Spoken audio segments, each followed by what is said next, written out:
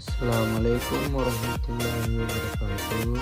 Perkenalkan, nama saya Muhammad Azki Musa, NPM 0910580122, Prodi Teknologi Pendidikan, mata kuliah Pendidikan Anti Korupsi. Adanya saya di sini ingin sedikit menjelaskan tentang pendidikan anti korupsi, yaitu yang pertama, konsep pemberantas korupsi. Tidak ada jawaban yang tunggal dan sederhana untuk menjawab mengapa korupsi timbul dan berkembang. Demikian masif di suatu negara, ada yang menyatakan bahwa korupsi ibarat penyakit kanker ganas yang sifatnya tidak hanya kronis, tapi juga akut. Ia mengeroti perekonomian sebuah negara secara perlahan. Namun pasti penyakit ini menempel pada semua aspek bidang kehidupan masyarakat sehingga sangat sulit untuk diberantas. Perlu dipahami bahwa dimanapun dan sampai pada tingkatan tertentu, korupsi memang akan selalu dalam suatu negara atau masyarakat. Dari pernyataan ini dapat dipahami bahwa sangat penting untuk menghubungkan strategi atau upaya pemberantasan korupsi dengan melihat karakteristik dari berbagai pihak yang terlibat serta lingkungan di mana mereka bekerja atau beroperasi. Tidak ada jawaban, konsep atau program tunggal untuk setiap negara atau organisasi.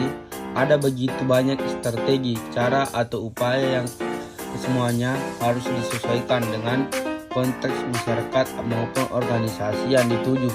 Setiap negara, masyarakat maupun organisasi harus mencari cara mereka sendiri untuk menemukan solusinya. Yang kedua yaitu B, upaya penanggulangan kejahatan korupsi dengan hukum pidana. Kebijakan penanggulangan kejahatan atau yang biasanya dikenal dengan istilah politik kriminal atau criminal policy (G. Peter Hoff Norris) membedakan sebagai berikut. Nawawi Arif 2008. Satu, kebijakan penerapan hukum pidana (criminal law application). Dua, kebijakan pencegahan tanpa hukum pidana (preventive punishment).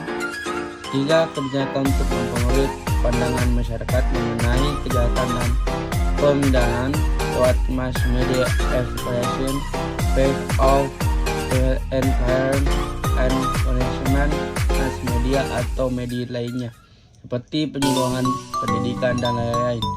Tambahan dari penulis, melihat pembedaan tersebut secara garis besar, upaya penanggulangan kejahatan dapat dibagi menjadi dua, yakni melalui jalur penal dengan penggunaan hukum pidana dan jalur non penal diselesaikan di luar hukum pidana dengan sarana-sarana non penal.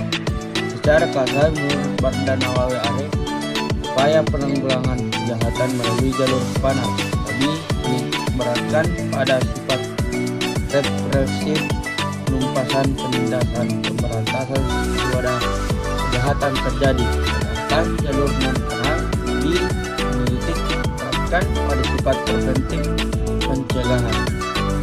Yang ketiga yaitu C, berbagai strategi dan atau upaya pemberantasan korupsi. Melihat pembedaan tersebut secara garis besar, upaya penanggulangan kejahatan dapat menjadi dua, yakni melalui jalur penal dengan menggunakan hukum pidana dan jalur non penal diselesaikan di luar hukum pidana dengan sarana-sarana non penal.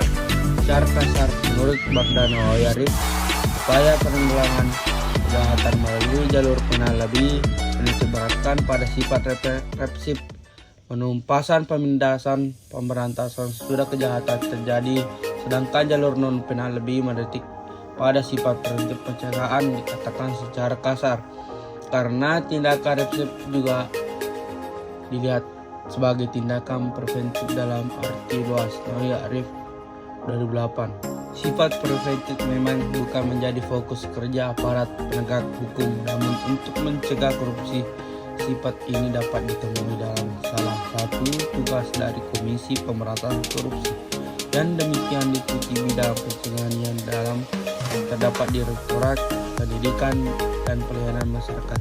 Itulah yang tadi saya sempat jelaskan tentang pendidikan anti korupsi. apabila